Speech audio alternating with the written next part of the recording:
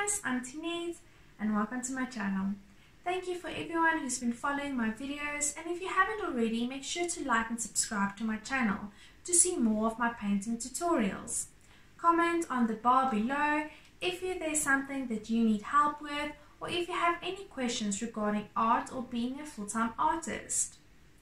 Also have a look at my Etsy and my Instagram if you want to see more of the artwork I've been doing through the years.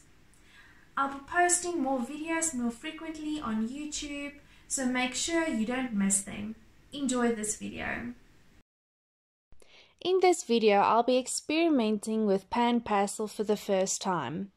I bought the 20 pack for the Pan Pastel pure colors, which comes with a few applicators as well, which is nice because you don't need to buy them individually. The pure pack is nice if you want to start with Pan Pastel.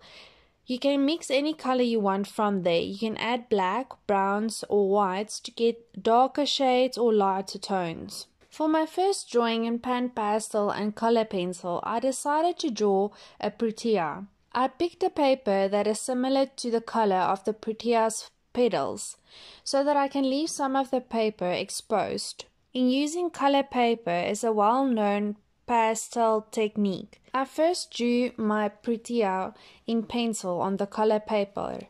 This gives me a good guideline of where to draw and where not. My first thing that I start with is drawing the background.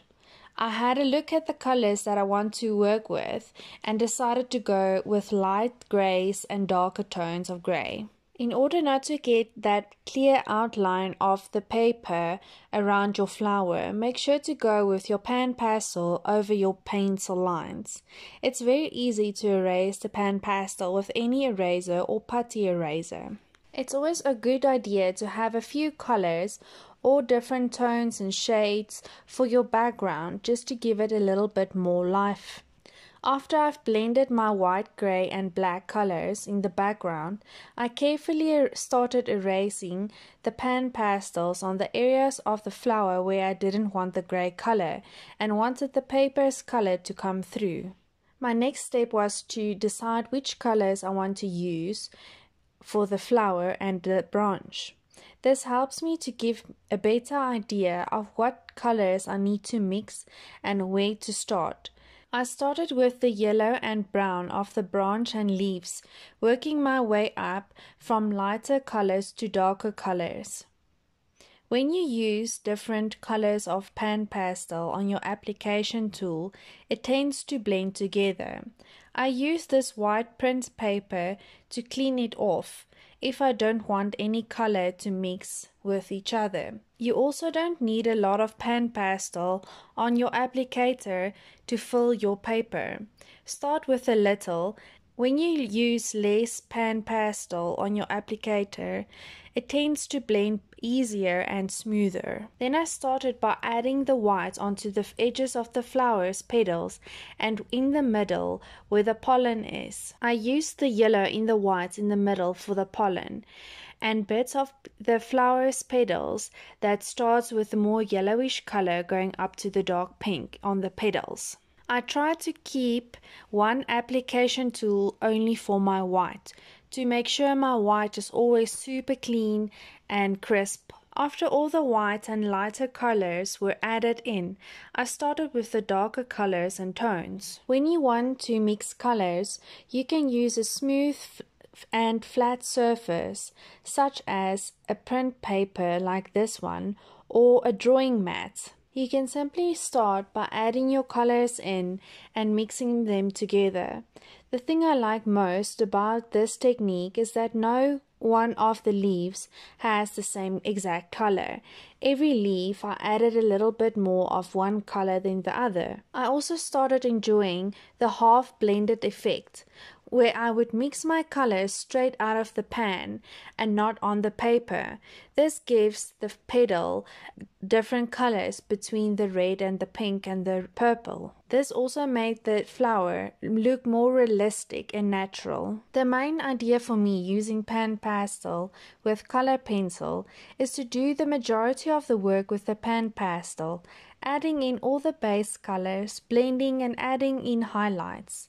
When I'm happy with the amount of Pan Pastel and the detail I got with it, I went in with my Polychromos pencil to add in the finer detail. You can always use your finger to blend the Pan Pastel as well. When I finished with the Pan Pastel, I packed it all up and put it away and made sure the surface that I was working on was clean again, so that no bit of Pan Pastel was left on the surface so that I don't smudge my painting. I used a new clean white smooth paper under my arm and hand to make sure I don't smudge my artwork.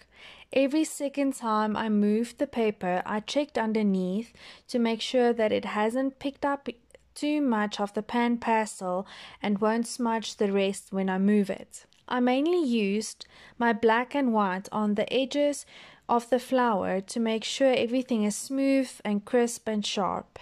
I also used some pink and yellows where more shadows and sharper lines were necessary. I also added in all the detail of the pollen where the petals and in the middle of the flower was necessary. When you have an area where you have a lot of detail, for example the pollen, make sure to have a look at your reference image. Add in the background with Pan Pastel and add the detail in with your pencil. This will make it very easy to draw and will go much quicker. The nice thing about this mixed medium is that you can draw pencil over the Pan Pastel and Pan Pastel over the pencil. So if you are finished with your drawing and you feel like you need a whiter area somewhere or a highlight, you can always go in with your Pan Pastel and make that area whiter. A good tip to remember is that any paper can get to a point where it doesn't allow you to add on any more medium. So don't overkill your paper with too much Pan Pastel if you still want to add in a lot of pencil detail. Thank you guys for watching. Hope to see you next time.